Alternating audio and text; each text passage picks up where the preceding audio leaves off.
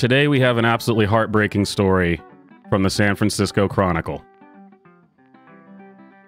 In face of anti-LGBTQ attacks, Pride poised as more protest than celebration. Oh, I did it again. This is the second week using the new layout, and I screwed it up the same way both times.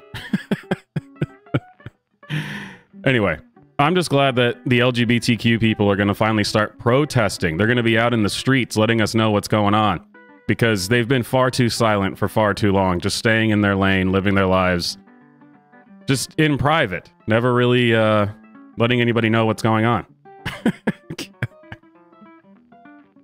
Pride Month officially kicked off on Thursday, but fights over how and whether to honor the occasion, have been erupting across California for months.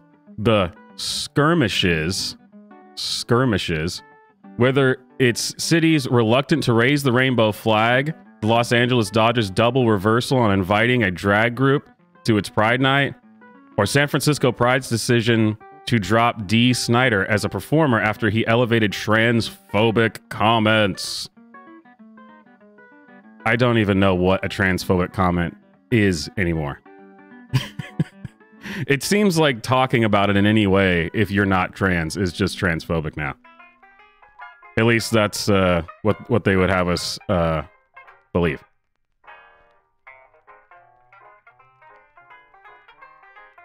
Show that conservatives are dragging even the most LGBTQ-friendly state into its plan to demonize trans kids, drag shows, and even one of America's most familiar symbols of inclusion, the rainbow pride flag.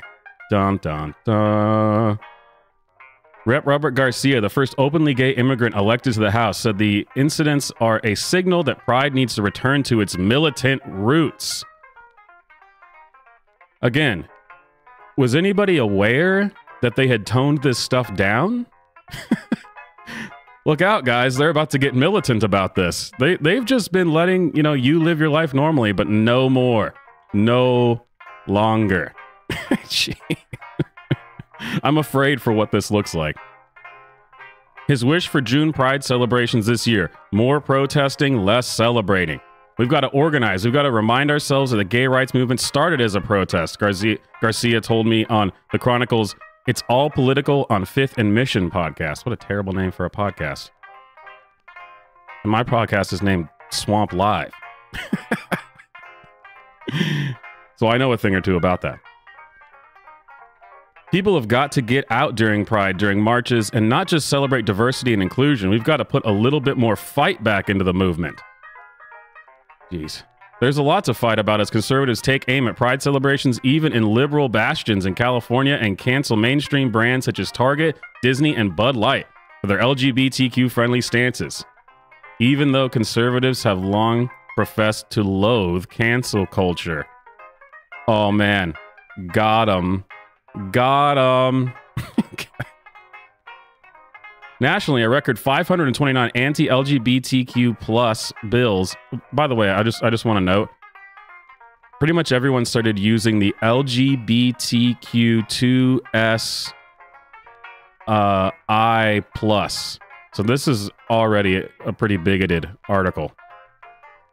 Nationally, a record 529 anti-LGBTQ plus bills have been introduced in state legislation this year, according to the Human Rights Campaign, which advocates for the community. The ACLU was tracking only one such measure in California, and it died in April. Well, thank God. The influence of those bills has been reinforced by Republican presidential candidates such as Florida Governor Ron DeSantis using anti-LGBTQ rhetoric on the campaign trail to power his national political aspirations. Why can't you just leave the gays alone, you guys? Just leave them alone. That's all they've ever done is leave you alone. This is just out of control. We also have leaned in on the fight against gender ideology in our schools, DeSantis said while campaigning in Iowa last week. We're not competing in the pronoun sweepstakes. We're going to have school just like school's been for time immemorial. Well, if that doesn't sound like fascistic, I don't know what does.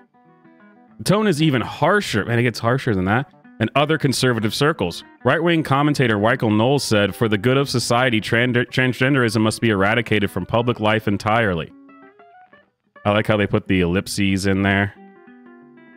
We're not going to get the full quote. Can you believe that he called for the genocide of trans people? Man, it's getting crazy out there. The Conservative Political Action Conference in March, a gathering that was attended by GOP presidential candidates Donald Trump, former UN Ambassador Nikki Haley, and biotech entrepreneur Vivek Ramaswamy. While California has long been a haven for LGBTQ residents, these national attacks are emboldening opponents here too. Well, I gotta say, to all the LGBTQ activists out there, if you're losing California, it just might be time to hang it up.